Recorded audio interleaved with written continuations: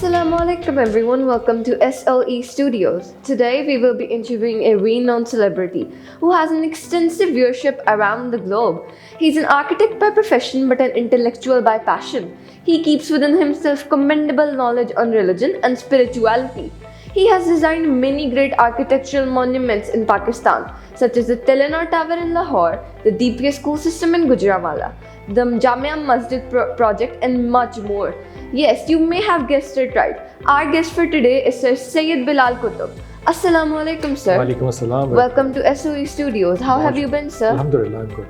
Okay, so sir, I have a few questions in mind to ask you about your life to motivate our students and listeners. So shall we start, sir? Sure. Okay, so sir, my first question is that we all agree on the fact that every student is a soldier in the battlefield of education, where he has to fight excessive knowledge and a lot of different types of books.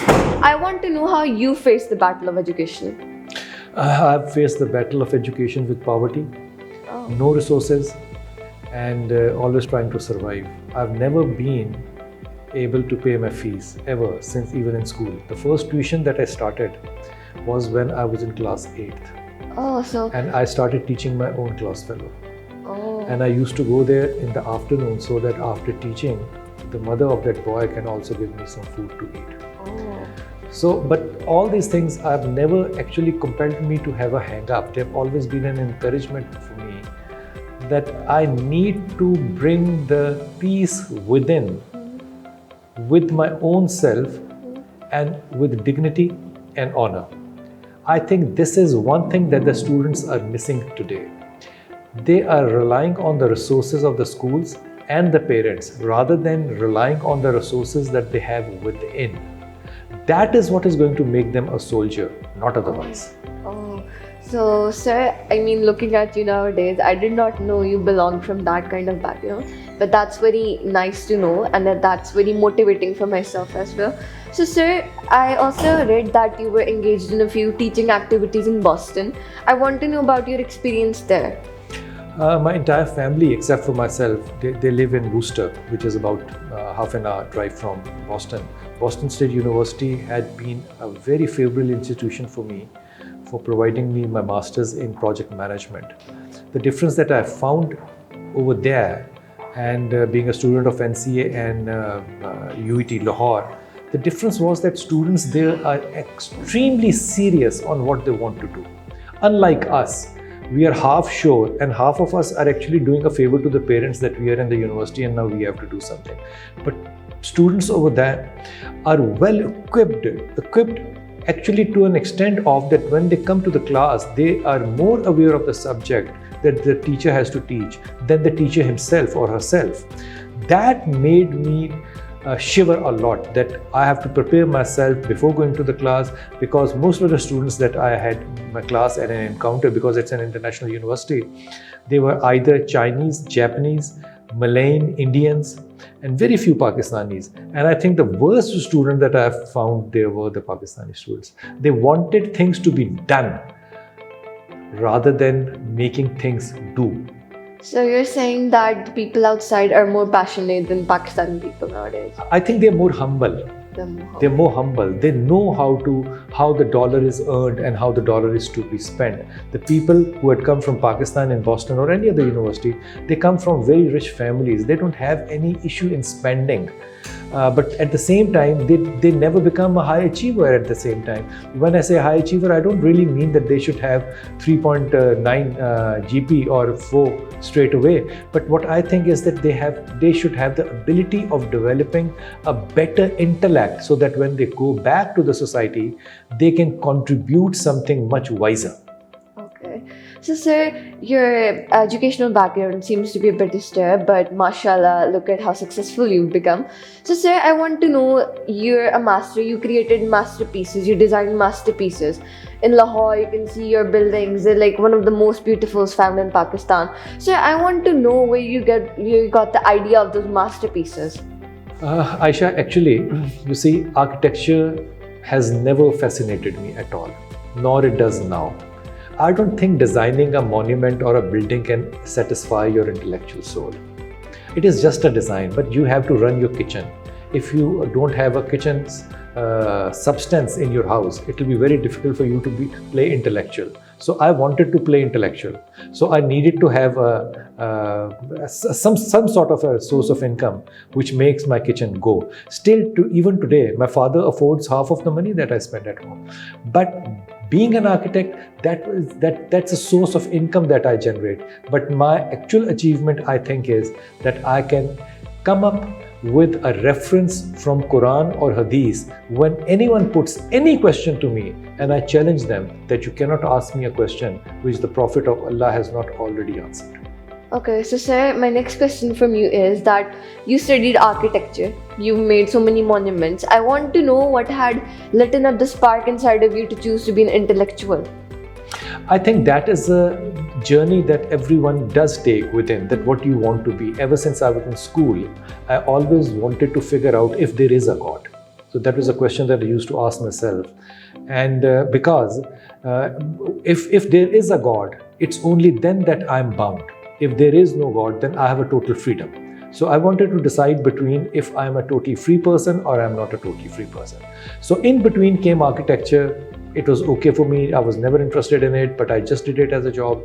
But figuring out that even intellect has a level or a segregation or compartments. For example, if you have read Freud, should that satisfy you? Yes, it should satisfy you as far as, for example, interpretation of dream is concerned. But if you have read Imam Jafar Sadiq, that will give you another edge. And if you have read Imam Ibn Sina, that will give you another edge. So my compassion is that at this moment of time in my life, I can actually see the West and the East together and figure out myself which wisdom is better to deliver to the people. Sir, I feel very, very motivated with your answer. So now, sir, I want to know about your first ever on-screen experience.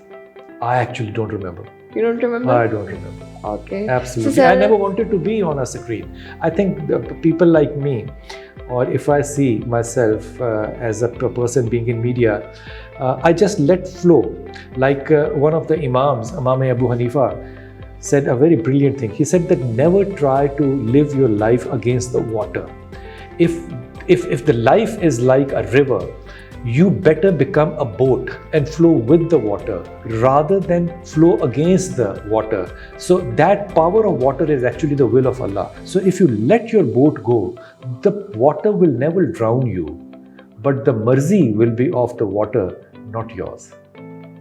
Wow, that's very heart-touching. Yeah. So, sir, now I want to know about the biggest factor in your success. What was the biggest factor behind your success?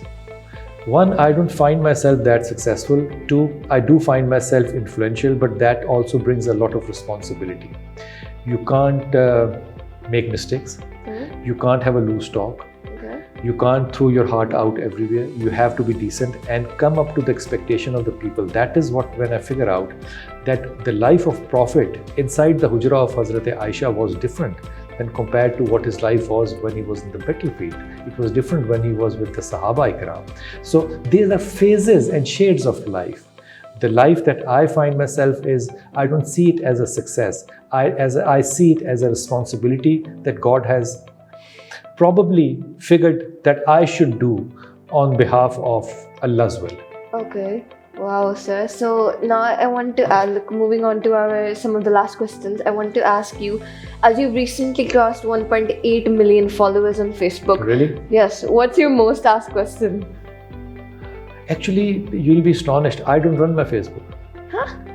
I don't run my Facebook, and I can't run my Facebook. One, if people follow, the most question that I think people ask me in my personal life is about their personal problems. Nobody is interested in God, nobody is interested in Sunnah, nobody is interested in how value should come into the life. People are more interested in how can I make myself in isolation the happiest person or the happiest woman on the planet. The teaching that I teach is the Sunnah. And the teaching is that the life is not about you. The life is how you contribute to other people's life. That is the Sunnah of the Rasul Pak Sallallahu Alaihi Wasallam. I think my 1.8, whatever it is all because Allah wished me that this message should go to 2 million people. Okay. Sir, that's very impressive. You don't actually care about your followers. You don't care about anything. I All have you no want to idea do- who they are. Nor do I Really? follow. I absolutely have no idea. Nor am I interested in knowing. I am just interested in doing what I think I can do. I have to do just which you say, आपको अपना हिस्सा डालना है. So once I do my hissa, the rest is up to Allah. How Allah do barakat in it. If Allah doesn't want it, it will never happen, no matter what I do. If Allah wants it, even if I'm wrong at many times, Allah will put wisdom into that wrong. Allah गलत को भी सही कर देता है और सही को भी गलत कर देता है. ये अल्लाह की बरकत है. This concept of barakat is, I think, one thing that intellectuals mostly miss when they come up to that level. Okay, so sir, we came to the end of the interview. I really enjoyed the interview, but my last question is, sir, do you have any message for the youth, which you would really like to deliver to the youth, which you see as a problem in the youth nowadays, and you want it to be gone? You consider yourself youth? Yes. I honestly wish that I had a daughter like her. That confident, that clear, and that straight. That is my message for you. You do what you are doing. And I see you in next 10 years' time. I see you somewhere really great, conducting not interviews, but giving interviews, inshallah ta'ala. My message to youth is just one. Be dead honest. Nothing else. Sir, thank you for your Most time and your welcome. great advice. Thank you for your blessings Thank as you. well. I really hope to see you again. Inshallah Inshallah ta'ala. ta'ala, we Inshallah will ta'ala, meet. beta. Till then, Allah Hafiz, sir.